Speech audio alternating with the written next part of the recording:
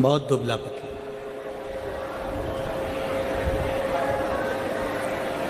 और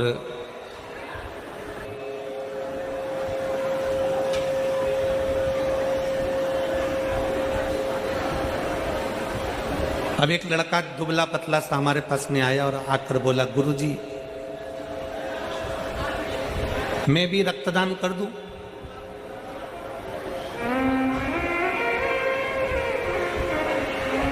क्या मैं भी रक्तदान कर दूं? एक तो बहुत दुबला पतला, शरीर में केवल हड्डियां ही हड्डियां, थोड़ा सा मांस।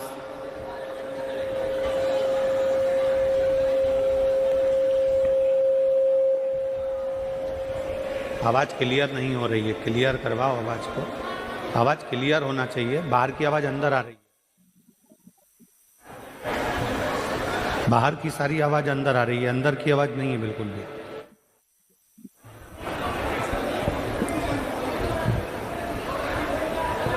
एक बहुत दुबला पतला सा लड़का, बहुत दुबला पतला,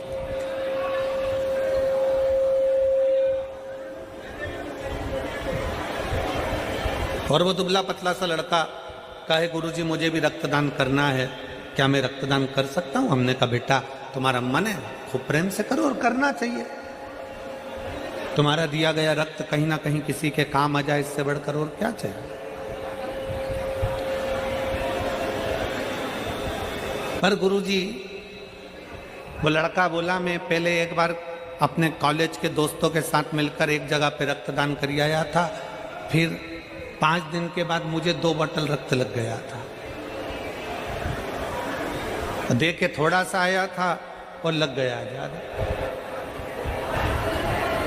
हमने उस बच्चे से कहा, अगर शरीर में रक्त नहीं है और तुम चाहते हो कि किसी को रक्त का दान दिया जाए, तो शिव महापुराण एक बड़ी सुंदर बात कहती है कि इतने मीठे शब्द किसी व्यक्ति से बोलो, इतने मीठे शब्द बोलो, इतनी अच्छी बातें बोलो कि सामने वाले का खून तुम्हारी वाणी से अपने आप बढ़ जाए, तो समझ लो कि तुमने रक्तदान कर दिया।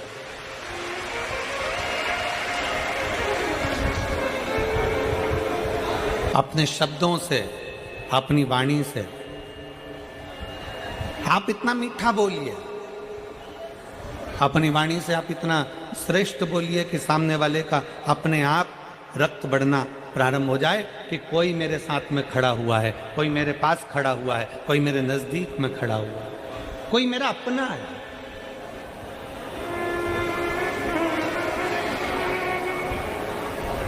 कई बार स्थिति यह होती है कि अपने भी अपने नहीं हो पाते और पराये अपने हो जाते हैं। शिव महापुराण की कथा कहती, अपनी वाणी में वो बल होना चाहिए, आपकी वाणी में वो शब्द होना चाहिए, वो बल होना चाहिए कि आप पराये को भी कुछ बोल दो तो वो आपकी वाणी को सुन ले, स्वीकार कर। श्रेष्ठ माने, सहजता की बात। तो मेरे भोले बाबा को, मेरे शंकर जी को रिझाने के लिए एक तो चाहिए तुम्हारी निर्मल भक्ति, और दूसरा चाहिए विश्वास, भाव, और भाव भी वो जिसमें कोई दिखावा नहीं है। उस भाव को अपने पास में रखिए जिस भाव में कोई दिखावा नहीं, कोई दिखावा नहीं, कोई आडंबर ना हो।